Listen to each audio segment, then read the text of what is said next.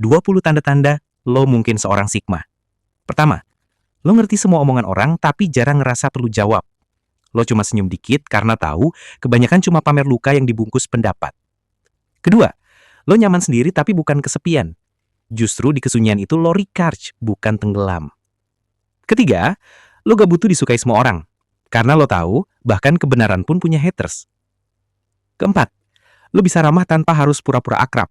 Ketika orang lain sibuk jadi yang paling baik, lo cukup jadi yang paling sadar. Kelima, lo lebih milih diam di saat orang lain rebutan ngomong. Karena lo tahu, yang tenang itu bisa ngelihat arah arus, bukan cuma hanyut di dalamnya. Keenam, lo punya prinsip tapi gak maksa orang buat ikut. Lo tahu nilai lo sendiri, dan itu udah cukup. Ketujuh, lo bisa ngarah tanpa ngerasa kalah. Buat lo mundur bukan berarti takut. Kadang itu cuma strategi buat gak buang energi ke orang yang belum selevel kesadarannya.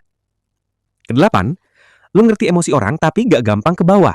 Karena lo tahu, gak semua perasaan perlu direspon. Ada yang cukup diamatin biar lo gak ikut tenggelam. Kesembilan, lo lebih mikir jangka panjang daripada kepuasan cepat. Lo bisa tahan gak validasi sekarang demi sesuatu yang lebih bermakna nanti. Dunia maunya instan, lo milih tenang. Kesepuluh, lo gak butuh pengakuan buat ngerasa berharga. Karena lo udah dapetin harga diri dari cara lo ngontrol diri. Kesebelas, lo bisa keras ke diri sendiri tapi lembut ke orang lain. Lo ngerti gimana rasanya jatuh, makanya lo gak nendang orang yang lagi di bawah. Kedua belas, lo gak banyak janji tapi selalu tepatin yang dikit. Karena lo tahu nilai lo bukan di omongan, tapi di disiplin yang gak dilihat siapapun.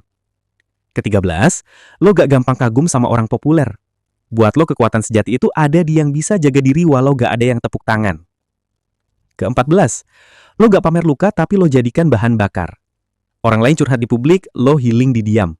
Dan hasilnya, lo jadi lebih tajam, bukan lebih pahit. Kelima belas, lo sadar dunia gak adil tapi lo tetap main elegan. Karena lo tahu, lo gak perlu curang buat buktiin diri. Lo tinggalin jejak tenang di dunia yang terburu-buru. Keenam belas, lo lebih suka bantu diam-diam. Tanpa kamera, tanpa caption.